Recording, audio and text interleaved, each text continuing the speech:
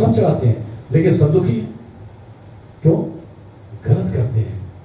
शिव जी को केवल राम नाम पसंद है। जाइए सोमवार को शिव जी के मंदिर जाइए, उनको राम का प्रसाद खिलाइए, राम का पहना हुआ माला ले जाइए, राम का छोड़ा हुआ अन्न ले जाइए, राम के नहाए हुए चरणामृत को ले जाइए, नहलाइए, खिलाइए और बैठ के हरे कृष्ण कृष्ण कृष्ण हरे हरे, हरे राम राम राम हरे हरे सुनाइए। शंकर जी नाचने लग जाएंगे वहीं निकल के, आनंद आ जाएगा उनको।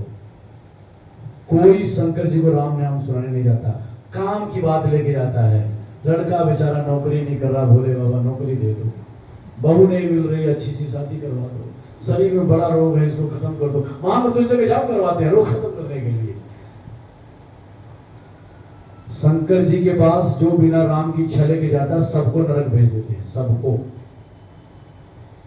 शिव से अगर कभी कुछ मांगना तो केवल राम मांगना, और न मांगना है तो बस इतना कह देना कि हे भोले बाबा मैं मूर्ख हूं, अज्ञानी हूं, मुझे कुछ ज्ञान नहीं है, आप मेरे हित में जो लगता हो वो दे दीजिए, बस इतना कह दो, मांगना नहीं। शंकर जी आपका कल्याण कर देंगे, राम कृष्ण भक्त बना देंगे। अगर मांग लिया, बहुत क्रोध करते हैं, जितने भोले हैं उतने भयंकर भी हैं। विष पीते हैं भैया, देख लो, तुम दूध पीते हो, जहर पीते हैं। रुद्र नाम है उनका, रुद्र महाकाल है, वो नाश करते हैं इस पृथ्वी का, तुम्हारा नाश करने में समय नहीं लगाएंगे। वो बैठे हैं सबको राम नाम देने के लिए। काशी में जो मरता है सबके कान में क्या देते हैं? बताओ, आप बताओ भाई, राम नाम ही तो देते हैं ना, तारक मंत्र। तो जो देने के लिए बैठे हो तुम लेना नहीं चाहते, तो जो देना नहीं चाहते उसके लिए तुम बैठे हो मांगने के, तो उनको कैसे अच्छा लगेगा? और हम तो यहाँ तक ढिठाई करते हैं कि शंकर जी से तो मांगते मांगते हैं, नंदी को भी मांगने पहुंच जाते हैं, उसके भी कान में फूंक के आते हैं, बढ़िया सा हाथ लगाते हैं, बड़ी धीरे धीरे बोल के आते हैं, अरे शंकर से पेट नहीं भरा, बैल को भी नहीं छोड़ा हमने, कितना मांगोगे भाई? बचपन से मांगते आए हैं, मरते दम तक मांगते चले गए। माया मरी न मैं मरा, मर मर गया सही, आशा तृष्णा ना मरी, कह गए संत कवि। ये मांगने की आदत तुम्हारी कभी नहीं जाएगी। आनंद जन्म मांगते मांगते आपके बीत गए, आज तक पेट भरा? भिखारी भी मांग रहा है, करोड़पति भी मांग रहा है, तरीका खाली बदल के मांग रहा है। मांग दोनों रहे, एक आगे से मांग रहा है, एक पीछे से मांग रहा है, मांग दोनों रहे। मांगने से बात नहीं बनेगी। बिन मांगे मोती मिले, मांगे मिले न चूना। चूना भी नहीं मिलेगा, मिट्टी भी नहीं मिलेगी मांगने से। क्यों मांगते हो? जब भगवान कह रहे हैं कि वही है वो है जो राम रचि राखा, तो क्यों परेशान कर रहे हो जाके किसी को? आप अपना भविष्य लेकर आए हो, आप अपनी किस्मत लिखवा के आए हो, उसमें कोई चेंज नहीं कर सकता। आपको अगर कोई रोग हो गया और आपको उससे मरना है तो दुनिया का कोई डॉक्टर आपको नहीं बचा सकता, चाहे वो अमेरिका का डॉक्टर हो, चाहे पाकिस्तान का हो, चाहे दुनिया का सबसे बड़ा हॉस्पिटल हो, और चाहे तुम्हारे चौराहे पे एक झोपड़पट्टी हॉस्पिटल हो, कोई नहीं बचा सकता। और जब आपको नहीं मरना है तो दुनिया का कोई जहर, कोई गोली, कोई बारूद तुमको नहीं मार सकता। यार 50-50 गोलियां लग के आती है, फौजी जिंदा है और एक थप्पड़ में लोग मर जा रहे हैं। देखो अपना ही बैठे में किसी का इलाज चल रहा है, आहूजा में, अंबुजा में, वो एम्स में, वो मर जा रहा है, वो कोई बगल के डॉक्टर बंगाली से इंजेक्शन लगवा रहा है, नहीं जा रहा। कैसे? जाको राके साइया मार सके न कोई, बाल न बाका कर सके जो जद वैरी हो। क्यों नहीं भरोसा है उस भगवान पे भाई? क्यों नहीं भरोसा है उस पे? जिसने तुमको बनाया है, जिसने तुम्हारे लिए संसार बनाया है, वो तुमको बचाएगा नहीं?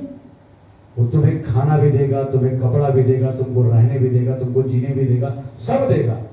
लेकिन हम परेशान हैं। हमारे सनातन धर्म में कहा गया था कि पहली रोटी गाय की और आखिरी रोटी कुत्ते की।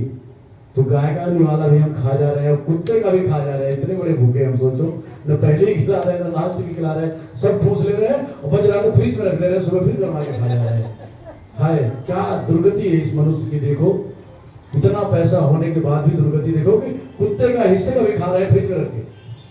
अरे बच गए तो कम से कम नीचे जाओ, दे आओ उसको, और भी रखेंगे उसको, फिर गर्म करेंगे, घी लगाएंगे, खाएंगे, देंगे नहीं।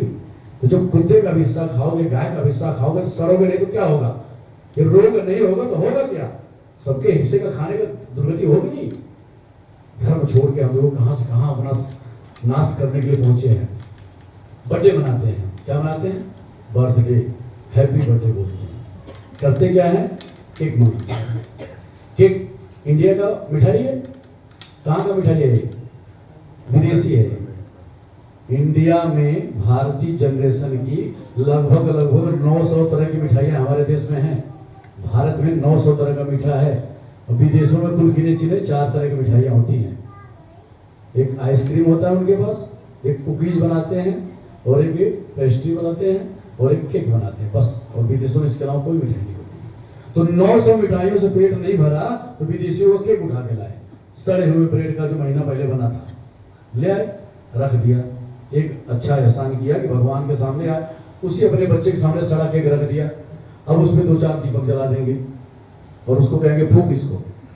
सनातन धर्म में दीपक बुझाने को सबसे बड़ा पाप माना गया है। अगर हवा से दीपक बुझता है तो माँ अपनी आंचल से उसको ढकती थी कि बुझने न पाए, और आज की माँ कहती फूक, एक भी अगरबत्ती बुझ जाए तो खुद फूक के बुझाएगी, सारी बुझा। और जब फूकेगा तो सारा थूकेगा उसके ऊपर, फूकेगा तो थूकेगा, तो सारा थूक काट काट के सबको खिलाएंगे। अब जितने लोग आए हैं बड़े बड़े बड़े बुजुर्ग, सब उसका जूठा खाते हैं। कितना बड़ा नाश हो रहा सनातन का देखो। एक तो दीपक बुझा रहे हैं, पहला अपराध। दूसरा बच्चे से थुकवा रहे हैं, दूसरा अपराध। तीसरा बड़े बुजुर्गों को खिला रहे हैं, चौथा अपमान। अपने घर मेहमान बुलाए, मेहमान भगवान के समान होता है, और उस भगवान को अपने बच्चे को कितना खिला रहे हैं। कितना बड़ा पाप कर रहे हैं। कभी सोचा बैठ के? टीवी खोल के देख लिया, जैसा हो रहा है पढ़ गए। कभी दिमाग लगाए क्या कर रहे हो? कितना नाश कर रहे हो अपनी संस्कृति का। इसी बात को समझ रहे हो कि नहीं समझ? मेरी बात समझ में आ रही है आप लोगों को? सही है गलत है? क्या चाहते हैं?